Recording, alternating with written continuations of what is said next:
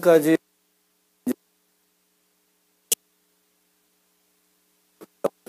이제 오늘 전자 서명을 이제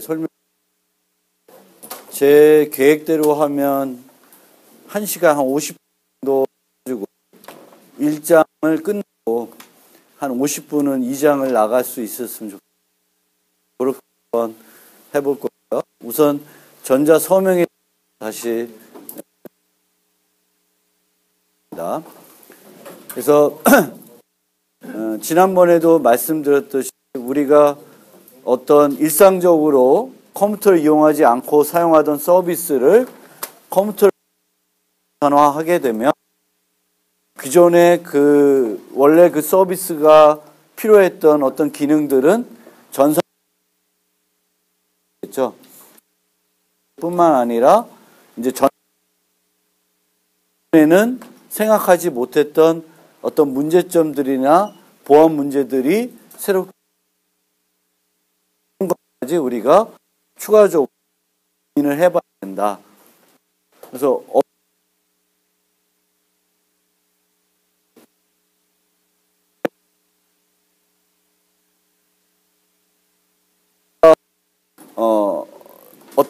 똑같은 비슷한 아이디어를 제안했어요. 그러니까 우리가 일상적으로 손으로 하던 것을 뭔가 앱을 만들어서 하겠다. 이런 아이디어가 있는데 또 일상적으로 원래 했던 것들이 앱을 통해서 해결될 뿐 아니라 앱으로 뭔가 이런 전산화가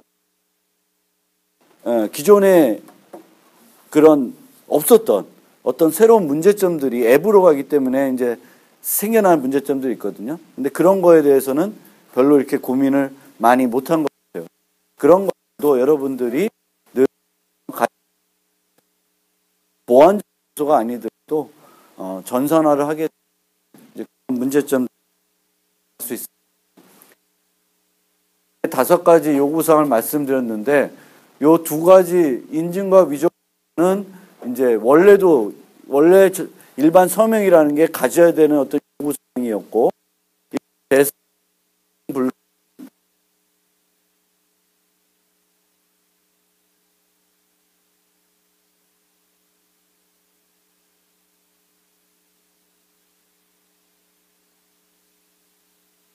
보실 필요가 있고 말씀드리지만 전자서명은 문서와 별도로 존재를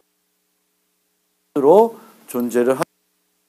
이 값은 이런 요구사항, 위에 있는 인증과 위조 불가라는 요구사항 때문에 어떤 특정한 사용자만이 가지고 있는 키로 그 사용자의 서명을 만들게 되겠고 또 문서마다 이 문서에 썼던 서명을 다른 문서에 쓸 수 없게끔 만들기 위해서는 문서 자체를 그래서 항상 전자 키와 그리고 그런 문서들은 그 크기가 클 수 있으니까 우리가 전자 서명 알고리즘을 바로 문서 지난 해시로 설명드려서 말씀드렸듯이 문서 대신에 그 문서의 해시에 전자 서명하는 그런 방식을 씁니다. 그리고요, 우리가 전자 서명할 때 생각해 보들 있는데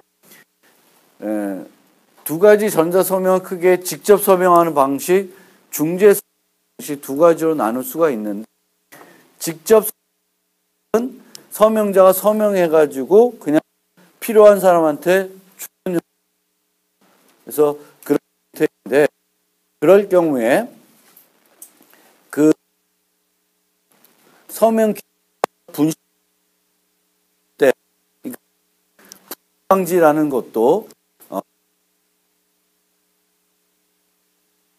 뭔가 부인 방지 같은 것도 부인 방지하는 내가 뭘 했는데 나중에 내가 그걸 안 했다고 발뺌을 하는 그런 거죠. 그런 걸 이 암호 기술에서 주로 그 부인 방지라는 것이 키를 통해 너밖에 못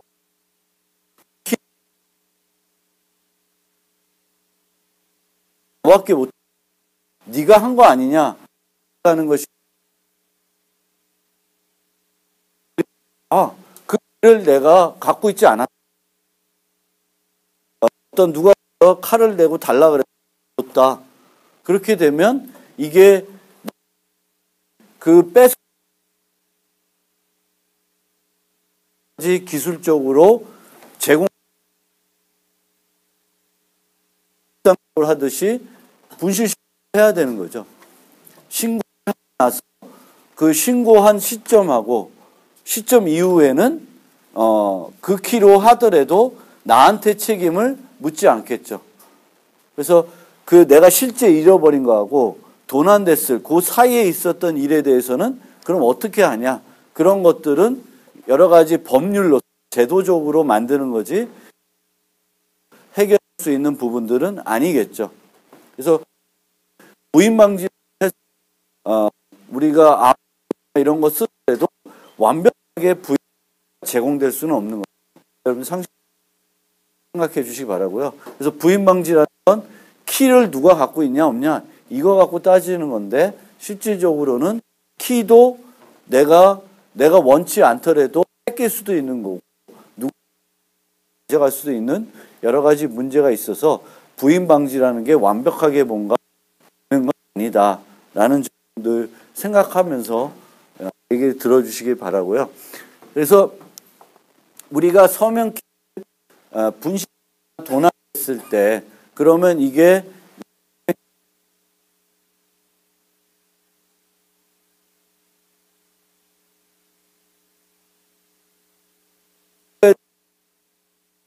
하자고 우리가 사용할 수 있는 방법이 중재 우리가 뭔가 중요한 일을 증인을 두는 경우가 있겠죠. 뭔가 공증 그런 것을 그대로 가지고 있다고 생각합니다. 이전에는 요 서명값, 요 사용자 유가 한 요 서명값이 요것만 있으면 이 사람이 서명한 것으로 유효하다라고 이렇게 사용할 수도 있는데 중재 방식에서는 요것만 있으면 안 되는 거고 추가적으로 에 대해서 어떤 신뢰할 수 있는 사람이 한 번 더 서명해 준 이런 값이어야 요 서명이 이라고 이제 판단하게 되는 그런 형태가 되겠죠. 그래서 증인을 한 명 두는 거예요. 그 실제 한 사람 말고도 다른 사람이 이제 증인을 두는 거예요. 그럼 왜 그것이 필요하냐에 대해서는 여기에 보시면은 기존에 못 봤던 요 T 값이라는 게 하나 더 들어가죠. T 값. 그래서 서명할 때 아까 사용자의 키와 그 다음에 어떤 그 서명하고자 하는 문서가 이렇게 입력으로 들어가야 되는데 여기에 들어가는 게 이제 시간입니다. 서명 시간. 그래서 보통 내가 언제 알려주게 돼요. 그러면 아까 것처럼 사람이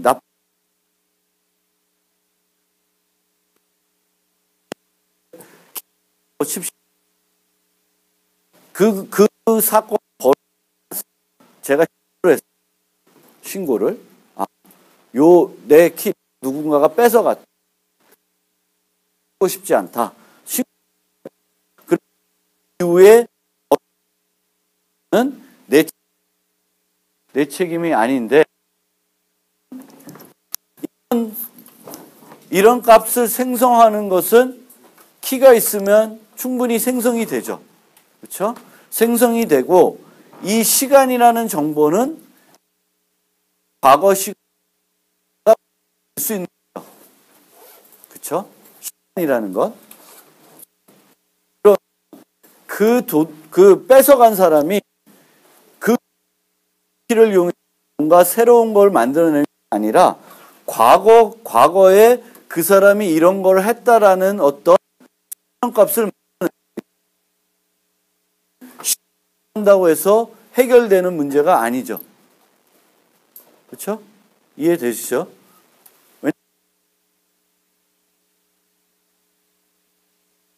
그 서명값이 일주일 전에 시점에 한 거다라고 만들어내면 그것은 가져간 사람이 원래 사용한 것이는 분간이 안 가는 거죠. 그래서 중재자를 두게 되면 이 서명자가 이제는 요것만 가지고 서명이 유효하지 않으니까 유효하기 위해서는 서명자가 자기가 서명을 하고 중재자한테 줘야 됩니다.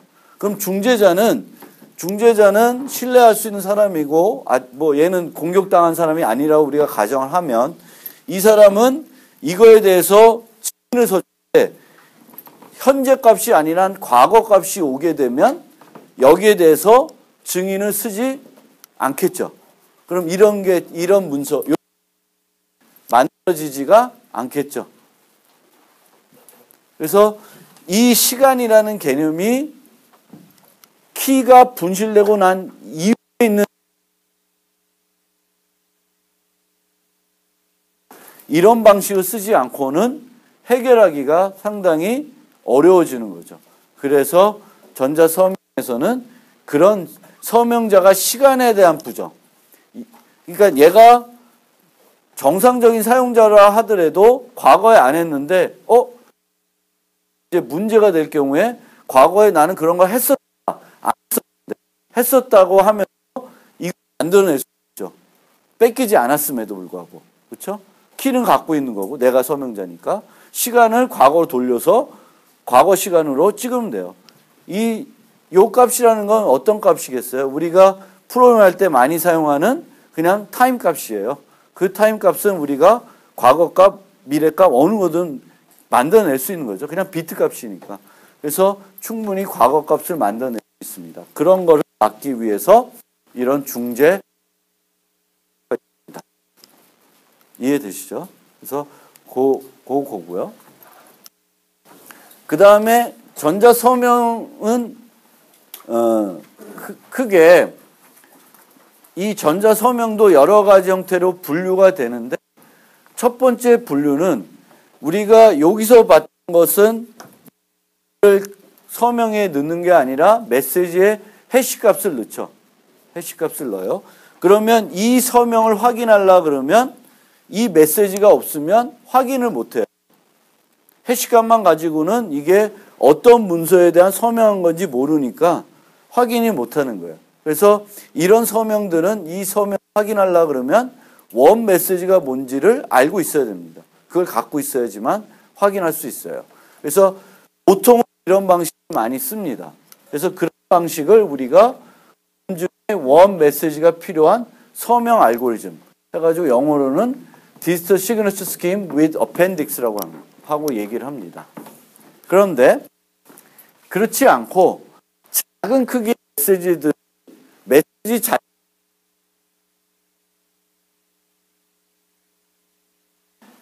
쓸 수가 있습니다. 그런 경우에는 DSS with Recovery라는 이름으로 쓰는 메시지 보통은 아래 방식에서는 서명을 줄 때 서명 안 되고 문서 보통 일반적인 경우고 간혹 이게 없는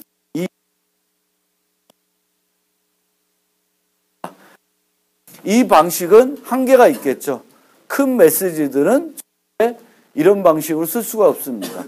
서명값이 너무너무 커지니까. 그래서 이런 방식은 작은 문서나 작은 값을 서명할 때만 실제적으로 쓸 수 있는 방식이고요. 그리고 모든 알고리즘 그렇듯이 결정적인 알고리즘과 확률적인 알고리즘이 있고 지난번에 들었듯이 결정적인 알고리즘도 쉽게 확률적인 알고리즘을 바꿀 수 있죠. 랜덤한 값과 생성할 때 넣게 되면 확률 그 차이는 없고 서명은 굳이 확률 알고리즘 안 되더라도 큰 문제는 없겠죠. 그렇지만 어쨌든 그렇게 생각하시면 됩니다. 그래서 지금까지 4가지 알고리즘을 설명드렸어요. 대칭 알고리즘, 비대칭 또는 공개키 알고리즘, 해시 알고리즘, 전자 서명 알고리즘. 요 네 개의 알고리즘이 가장 그 암호 기술에서 기본이 되는 알고리즘들입니다. 기본 도구가 되겠죠. 이런 도구들을 이용해서 프로토콜을 만들고 그 프로토콜을 통해서 각종 응용이나 응용에 필요한 서비스들을 만들게 됩니다. 그러면 그런 알고리즘들이 얼마인가를 우리가 따져봐야 될 텐데 그것은 되게 어렵습니다. 쉽지 않은데 어떤 형태, 어떤 방식으로 그런 암호 알고리즘의 안전성을 논하는지를 좀 설명하고자 합니다. 우리가 뭐 이거는 용어인 이런 공격자 뭐 이런 얘기하는 영어에는 막 여러 가지 용어들이 있어요. 그래서 용어들이 있는데 이 용어들을 쓸 때에는 어떤 경우에는 요 용어를 이제 용어를 이런 조금씩 그 용어를 구분해서 쓰게 돼요. 근데 보통 요 뒷자 먼저 설명을 드리면 수동적으로 공격하는 경우가 있고 능동적으로 공격하는 경우가 있어요. 근데 암호 알고리즘에 대한 공격은 그냥 수동적인 공격이라고 생각하시면 되겠고 암호 프로토콜에 대한 공격들은 수동 공격도 능동적인 공격도 가능하다라는 거고 능동적인 공격이라는 프로토콜의 진행 자체를 방해하는 수동적인 공격은 프로토콜의 진행들, 메시지를 교환하는 것들을 수집된 것을 토대로 뭔가 분석을 해가지고 것을 수동적인 공격이라 그래요. 근데 능동적인 공격들은 메시지를 차단하기도 하고 변하고 자기가 메시지를 만들어서 사람한테 주기도 하고 그런 경우예요. 그래서 능동적인 공격이죠. 그래서 그렇게 분류하는데 이런 수동적인 공격을 하는 사람하고 능동적인 공격을 하는 사람들을 우리가 지칭을 할 때 용어들을 조금 달리 여기 보면 영어 잘하는 사람은 알 텐데 eavesdropper라는 건 뭐예요? eavesdropper. 그냥 도청하는 사람이에요. 그냥 도청한다는 경우에는 저거는 능동 공격이겠어요? 수동 공격이겠어요? 수동적인 공격이죠. 수동적인 공격자들을 보통 얘기할 때는 eavesdropper, 뭐 tapper, 뭐 이런 용어를 써요. 그리고 그 능동적인 공격하는 사람은 뭐 attacker, 뭐 이런 얘기를 많이 쓰고 용어들은 암호 기술과는 또 이런 용어. 그래서 저 용어들도 문맥에 따라서 우리가 용어들을 바꿔가. 가장 쉬운 거는 어태커는 뭐 모든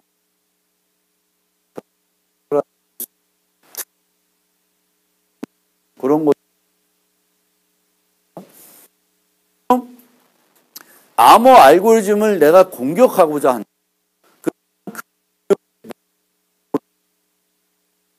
할 수 있죠. 그렇죠?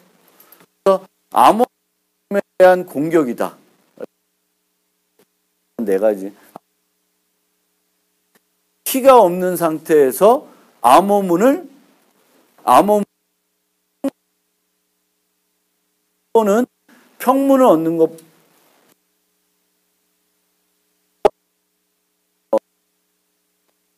효과가 큰 건 뭐겠어요?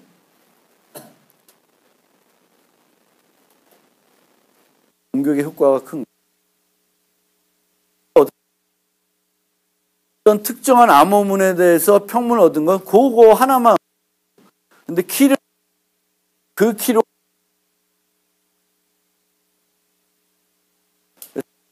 키를 얻는 목적이 있고 키 목적이 아니라 문에 대한 암호문에 대한.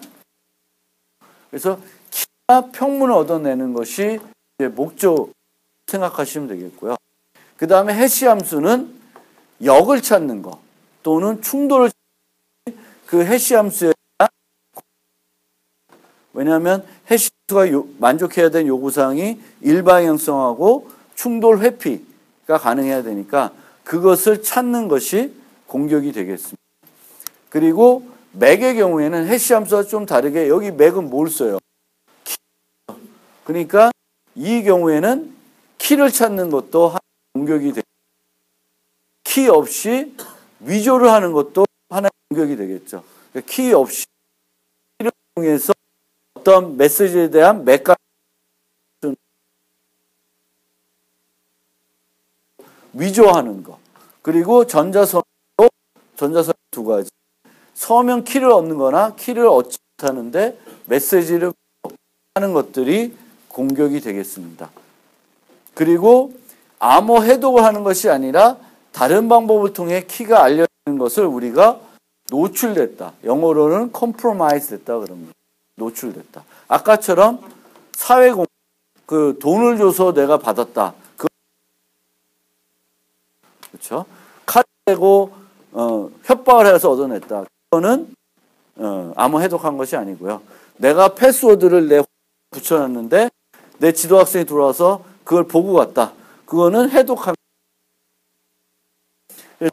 노출 또 요 용어들을 그러니까 우리가 암호 공부를 할 때도 여러분들이 이제 전문적으로 공부하다 보면 이제 논문들을 읽는데 또는 여러분들이 논문을 작성을 하게 되는데 기술적인 문서들 뭐 꼭 논문을 쓰지 않더라도 여러분들이 이제 회사 가면 기술적인 문서를 쓸 텐데 그 기술적인 문서를 쓸 때도 이렇게 대충 쓰면 안 돼요. 정확하게 써야 되는 거죠. 그래서 내가 지금 생각하고 있는 게 해독에 대한 건지 아니면 단순히 노출됐을 때 어떤 문제를 얘기하는 건지 그거를 용어로서도 구분을 명확하게 해줘야 되는 거죠. 그래서 노출이 개념하고 하는 건 전혀 다른 거죠. 이거는 쉽게 할 수 있는 게 아니죠. 기술적인 뭔가 필요한 거고 이것도 뭐 기술적인 거일 수도 있지만 그렇지만 우리가 테크놀로지보다는 좀 다르죠. 그렇죠? 그래서 우리가 이런 것들도 잘 눈여겨볼 필요가 있고요. 수동 공격, 등동 공격으로 나눠지게 되겠고요.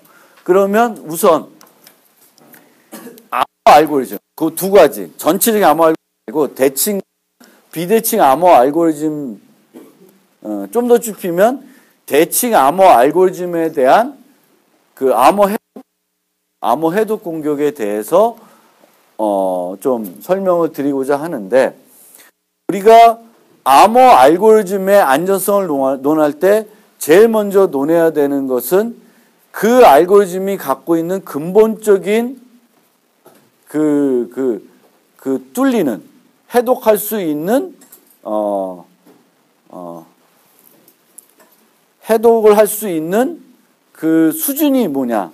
그러니까 예를 들면 제가 말이 잘 안 되는데 예를 들면 대칭 암호 알고리즘 같은 경우에는 우리가 64비트 키를 쓴다라고 가정합시다.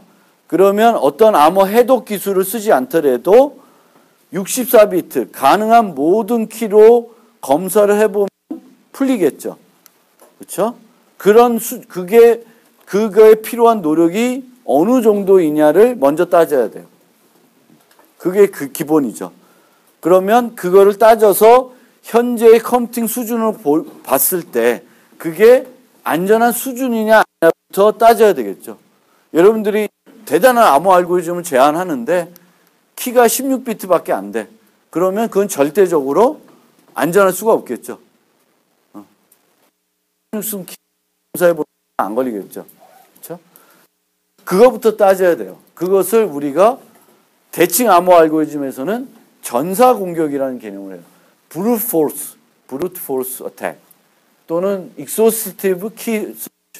그래서 가능한 모든 키로 검사해 보는. 근데 가능한 모든 키 검사해 보는 것은 암호 해독했다고 하지 않습니다. 해독하는 게 아니죠. 그냥 해보는 거지. 그리고 대칭 암호 알고리즘들은 그렇게 전사 공격이 그 노력이 얼마나 필요하나를 따져보게 되는데 공개키 같은 경우에는 4비트 또는 2008비트 길어요. 그래서 그거는 전사 공격 자체는 따지지 않습니다. 워낙 키 길이가 길기 때문에.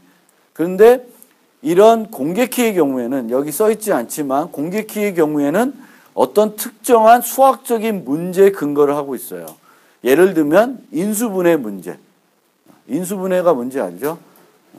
10이 있다. 그럼 인수분해를 하면, 소인수분해를 하면 2 곱하기 5예요. 2와 5를 찾는 거예요. 그게 인수분해인데 아주 큰 수를 주면 여러분들이 인수분해하기가 어려워요. 물론 2로 나눠보고 3으로 나눠볼 수 있는데 보통 암호기수에 쓰는 키는 RS 같은 데 쓰는 N 되는데 P와 Q 두 개의 으로 만들어져요. 그럼 얘가 1024비트다. 그럼 얘를 한 512비트, 512비트의 두 개의 소수를 하고 1024비트 그럼 그 정수를 여러분한테 주고 그걸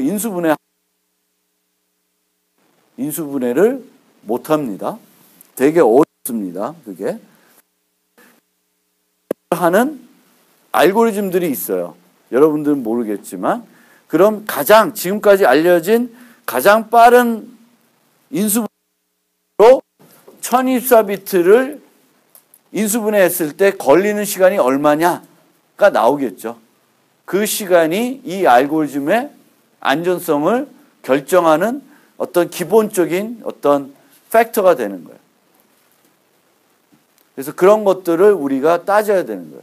그게 대칭에서는 그냥 전사 공격이 되겠지만 공개키 같은 경우에는 각 공개키가 어떤 의존하고 있는 어떤 문제가 있고 그 문제의 난이도가 얼마냐가 기본적인 어떤 공격의 기본이 돼요.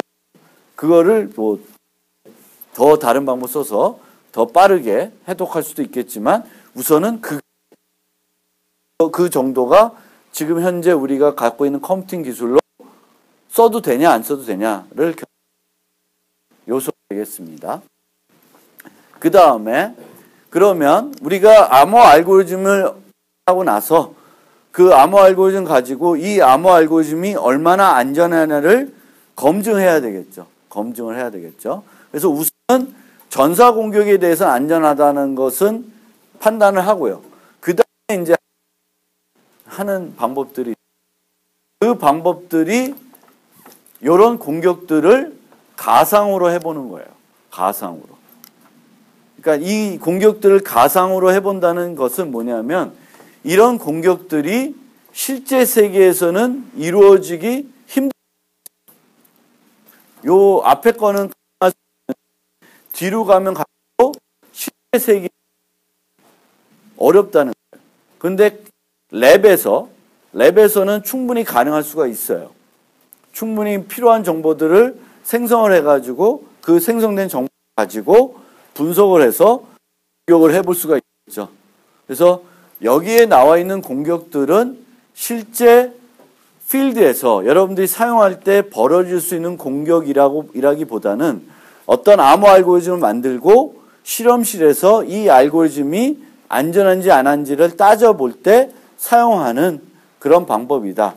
그래서 그렇게 공격을 해보고 공격을 해봤는데 이것은 힘들다. 아니면 어렵다라는 것들을 증명해가지고 암호 알고리즘의 안전성을 논하게 돼요. 그러니까 좀 어려운 거가 될 수도 있겠죠. 그래서 우리가 공격을 논할 때 뒤에 설명드리겠지만 공격자가 정보를 많이 가지고 있을수록 공격이 쉬워지겠죠. 그렇죠? 상식적으로 보면 정보가 많으면 많을수록 공격하기가 쉬울 거예요. 그래서 요 5번째 빼고 요 4가지만 보면 이렇게 가면 갈수록 공격자의 능력이 많아지고 공격자가 많아지는 거예요. 그렇게 가정을 해가지고 우리가 분석한다고 생각하시면 돼요. 힘을 갖고 요 4가지에 대해서 설명을 한번 드려보겠습니다. 그래서 암호문 단독 공격은 내가 암호 알고리즘 만들어 놓고 이 친구가 암호 해독에 되게 능해. 그러면 내가 이 친구한테 내가 만든 암호 알고리즘은 암호문을 똑같은 키로 여러 개 키로 만든 거 말고 똑같은 키로 메시지들을 여러 개 암호화해가지고 암호문만 줘요. 주고 이 친구 보고 그거 가지고 해독을 해봐라. 네가 알고 있는 여러 가지 방법과 해독해봐라 하는 거예요. 그렇게 하는 것이 암호문 단독 공격이 되겠습니다. 무슨 말인지 알겠죠? 암호문만 주는 거예요. 공격자가 갖고 있을 수 있는 정보는 암호문만. 이것은 실제 필드에서도 이루어질 수 있죠. 우리가 도착하고 있으면 암호문은 충분히 수집할 수 있어요. 수집할 수 있는 양이 얼마 될지는 좀 의문이 될 수 있는데 어쨌든 수집은 충분히 가능하겠죠. 그래서 요거는 실제 우리가 사용되고 있는 거 가지고 공격자들이 시도해 볼 수 있는 수준의 공격이다라는 것도 한번 기억해 볼 필요가 있고요. 그래서 당연히 암호문만 주니까 그 목표는 세 가지가 됩니다. 세 가지 목표. 얘에 대한 평문을 찾는 거. 평문은 못 찾는데, 평문 못 찾는 건 아니죠. 키를 찾으면 다 찾은 거가 되죠. 그 다음에 실제 키는 못 찾아도 똑같은 역할을 하는 찾은 거예요. 다 풀 수 있는 뭔가를 찾은 거예요. 키를 못 찾듯. 그래서 세 가지 형 공격을 우리가 공격 결과를 논할 수 있어요. 그래서 내가 해봤는데 얼마 정도의 데이터를 내가 암호문을 몇 개 정도를 나한테 주면 내가 평문을 얻어낼 수 있다. 키를 얻어낼 수 있다. 이런 게 이제 분야가 있습니다. 다음에는 이 친구한테 이제 줄 때 암호문만 주니까 너무 어려워해. 그러면 암호문만 주지 않고 평문과 암호문 쌍을 같이 줘요. 그럼 분석하기가 좀 더 쉽겠죠. 그렇죠? 이 메시지는 이렇게 간 거니까. 그래서 이 기지평문 공격은 평문과 암호문 쌍을 딱 줘요. 그래서 엔겔을 줘서 한번 공격을 해봐라. 그런데 여기에서는 이 기지평문 공격은 공격자한테 줄 때 이 공격자가 나는 요런 평문에 대해서 암호문을 주면 내가 암호 해독하는데 좀 더 유리하겠다 해서 요런 거에 대해서 주세요라고 요구를 해도 안 주는 거예요. 그냥 내가 엔겔 만들어서 그냥 줘요. 그러니까 이 사용자는 뭔가 공격하는 사람들은 평문을 선택할 권한을 안 주는 거예요. 그리고 안 주고 그냥 내가 임의대로 평문 엔겔을 만들어서 그거를 암호화해가지고 주고 공격해봐라. 거고요. 선택 평문 공격은 친구한테 필요한 거 달라. 그럼 내가 다 주겠다. 요런 데이터. 뭐 0000을 암호한 걸 달라. 1111을 암호한 걸 달라. 011을 암호한 거 달라. 막 이런 걸 요구해도 주는 거예요. 주고 해봐라. 필요한 거 다 해봐라. 그래서 하는 것이 선택 평문 공격. 요거의 차이겠죠. 이게 좀 더 공격하기인데 뭔가 정보는 더 얻을 수 있겠죠. 그리고 마지막으로 나오는 적응적 선택은 이렇게 가져간 다음에 여기까지 하다 보니까 좀 더 필요해. 요런 뭐 011 뭐 0 뭐 이런 거에 대한 암호문이 있으면 내가 그 답을 찾는데 좀 더 쉬울 것 같아. 요구를 해도 안 주는 거예요. 근데 적응적이면 달래면 계속 주는 거예요. 해볼 때까지 해봐라. 그래서 우리가 그러면 그 암호 알고리즘 안전성을 논할 때 어떻게 얘기하냐면 적응적 선택 평문 공격을 하더라도 안전하다. 그러면 그 암호 알고리즘은 굉장히 안전한 거죠. 그런 식으로 논의를 하는 거예요. 그래서 실험실에서 이런 식의 테스트를 해보는 거예요. 여러분들 공부를 좀 더 해서 이런 쪽을 공부를 하면 랩에서 이런 정보들을 가져가다가 분석을 해가지고 새로운 암호 알고리즘이 나오면 이런 분석을 해가지고 안전성들을 따져볼 수가 있겠죠.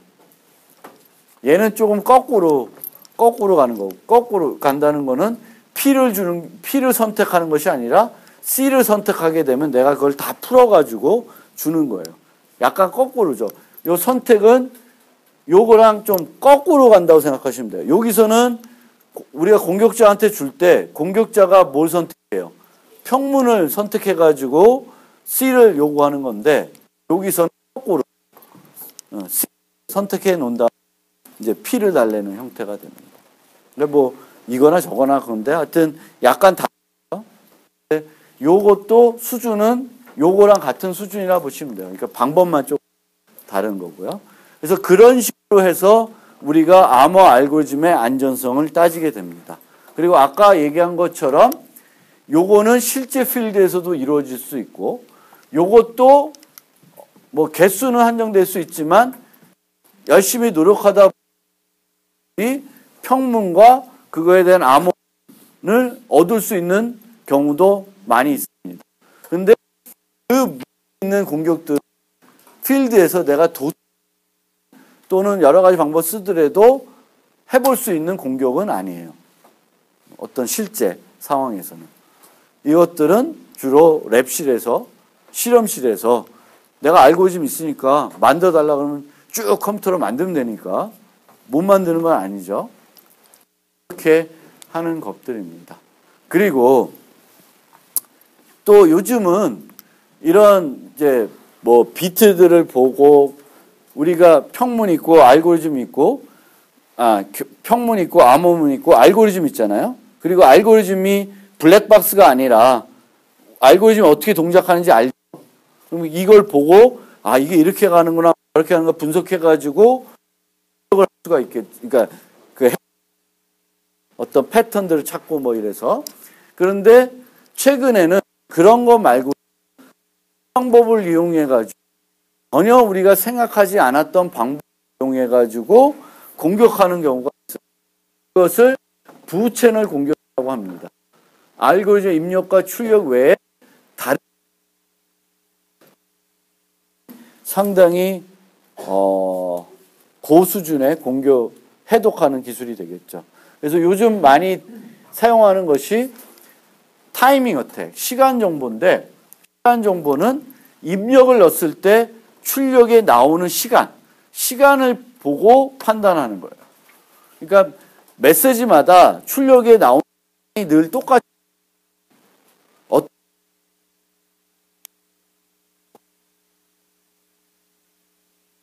더 짧게 그러니까 시간이 늘 뭐 어떤 64비트 입력 64비트면 출력 64비트가 나올 때까지 걸리는 시간이 늘 그거를 이용해가 정말 똑똑한 사람들일 텐데 모르겠어요. 그런 공격들이 있습니다. 그걸 시간을 분석해서 공격하는 방법이 있고요. 그 다음에는 전력 양을 가져가지고 공격하는.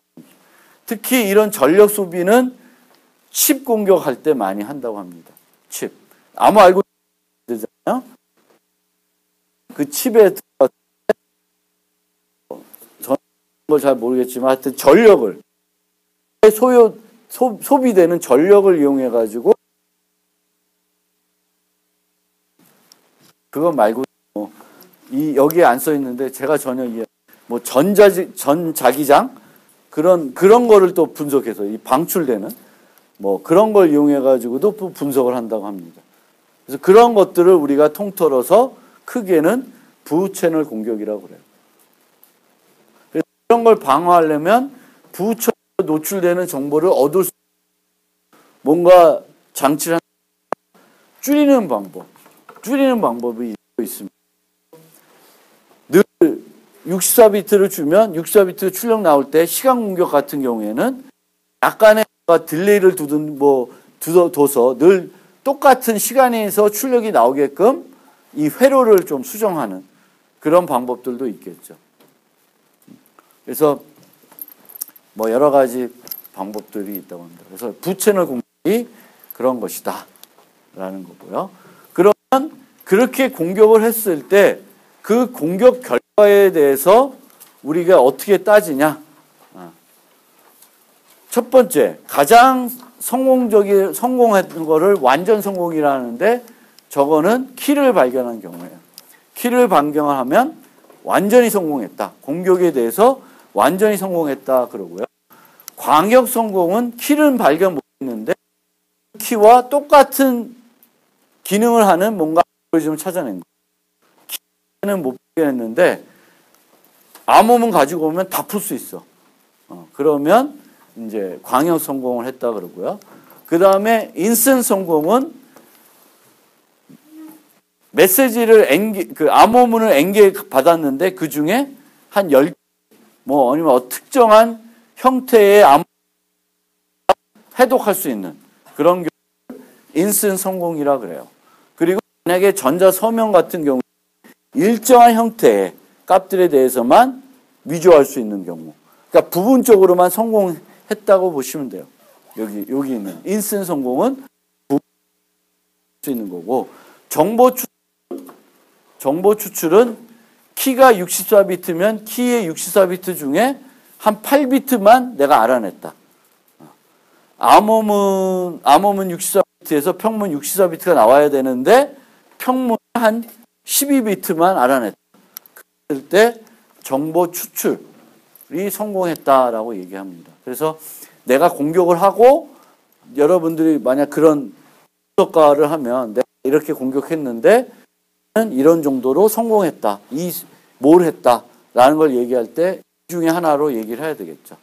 그리고 이렇게 했는데 뭘 또 얘기를 해줘야 되냐면 그때 걸린 시간, 노력이 얼마 정도 됐냐, 어느 정도 노력을 했는데 완성했냐, 부분 성공했냐를 논해야 되는데 그때 데이터의 복잡성, 요 복잡성은 뭐에 좌우되냐면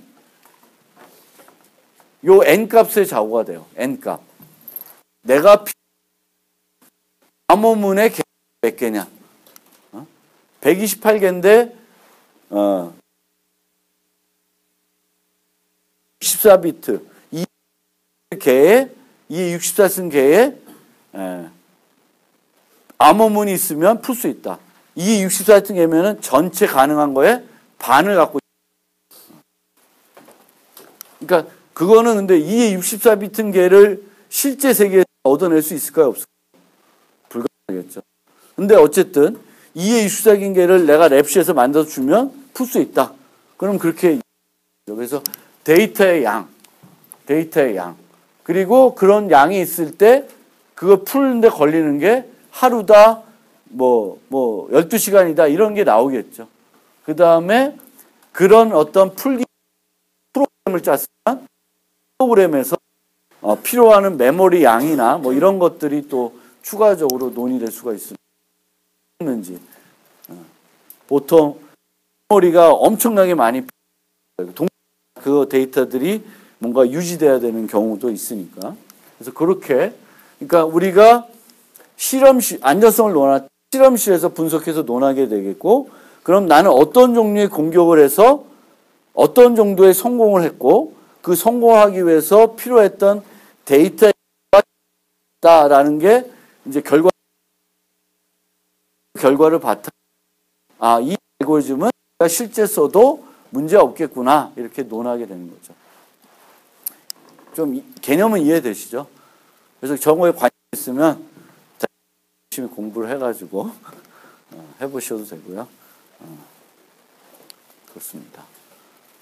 그리고 그렇게 이제 분석을 해가지고 안전성을 논하게 되기도 하는데, 우리가 이제 그렇게 논의해서 결과가 나오면 보통은 그런 알고리즘은 이제 정확하게 논의할 수 있는데, 러프하게 얘기하면 대부분 다 계산적으로 안전하다라고 얘기를 합니다. 계산적으로 안전하다. 그러니까 불가능한 건 아닌데 그거를 해독하기 위해서 필요로 하는 데이터의 양이나 필요한 시간이 너무 많이 걸려서 뭐 1000년 걸린다든지 뭐 이러면 해봤자 의미가 없겠죠. 그래서 그런 경우가 계산적으로 안전하다라고 얘기하고, 또는 이걸 풀라 그러면 뭐 여기 예를 들면 인수분해 문제를 풀어야 되는데 두 개가 해독하는 것과 인수분해 문제를 풀라는 것이 등가라고 증명해 놓으면 결국은 의존해요. 인수분해 문제에 안전하겠죠. 그럴 경우에는 인수분해 문제의 안전성은 수학적으로 증명이 되어 있는 것이니까 증명 가능한 안전성을 갖고 있다라고 얘기하는 거예요. 그런 경우에도 완벽한 안전성은 아닌 거죠. 그렇죠? 예와 등가이다라는 거지. 뭐 불가능하다는 건 아니고요. 그 다음에 무조건적으로 안전한 알고리즘이 있을 수 있는데 실제적으로 실용적인 알고리즘들은 이 수준의 안전성을 절대로 제공할 수가 없습니다. 키 길이가 한정되어 있고 대칭 같은 경우, 비대칭 같은 경우에는 특정한 수학적인 거에 의존하고 있기 때문이고 그런 수학적인 것들도 불가능한 문제들은 아니에요. 모든 경우를 따져보면 늘 답이 있는 거예요. 그래서 이런 거는 없고요. 또 우리가 논할 때 나머지 것보다 요거 하나, 요 중간 거 하나만 좀 설명하고 요 챕터를 마무리할 텐데 우리가 논할 때 모델 보통 정하고요. 그 모델 하에서 논의하는 경우가 있는데 요런 게임을 만들어 가지고 우리가 공격 모델이라고 해요. 그래서 게임은 아닌데 그냥 게임이라고 얘기를 해요. 그래서 공격 모델을 정하는데 이런 겁니다. 이 게임에서는 챌린저가 있고 애드버서리가 있습니다. 그래서 얘가 이 게임에서 이기면 이 알고리즘은 안전하지가 않은 거예요. 그럼 어떤 게임이냐면 얘는 메시지를 두 개의 메시지를 선택해 가지고 암호화를 해요. 둘 다 암호화를 합니다. 암호화를 해서 C1과 C2 중에 하나 선택해서 줘요. 그러면 얘는 이 C1은 아니고 C1이나 C2 중에 뭔가 하나 받았죠. 받았을 때 이 애드버서리는 답을 해야 되는데 뭘 하게 되면 이 받은 것이 P1이다, P2다라는 걸 맞히면 돼요. 만약 맞힐 수 있으면 이 암호 알고리즘은 안전하지 않은 거가 되는 거예요. 그런데 얘가 맞출 수 있는 확률은 몇 %예요? 50%죠. 찍어도 50%예요. 50%인데 만약에 우리가 이렇게 한 문제를 쓸 때 이 공격자가 50% 확률 이 게임 승리할 수 있어요. 넘어가는 그 퍼센트 비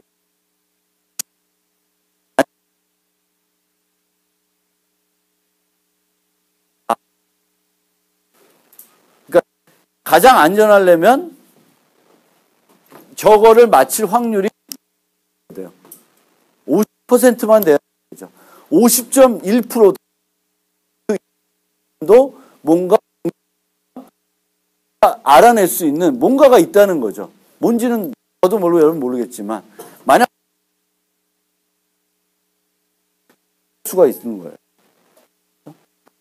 이런 식으로 우리가 논의를 합니다. 이 암호 세계에서. 그래서 저런 게임 같지 않은 게임 만들고 저렇게 설정해 놓고 계산해 봤더니 이 확률이 50.00001%다. 그래서 이거는 무시할 수 있다. 안전하다. 이 동네에서는. 그래서 그건 어떤 개념인지 알겠죠? 그래서 그런 한다. 그래서 여기까지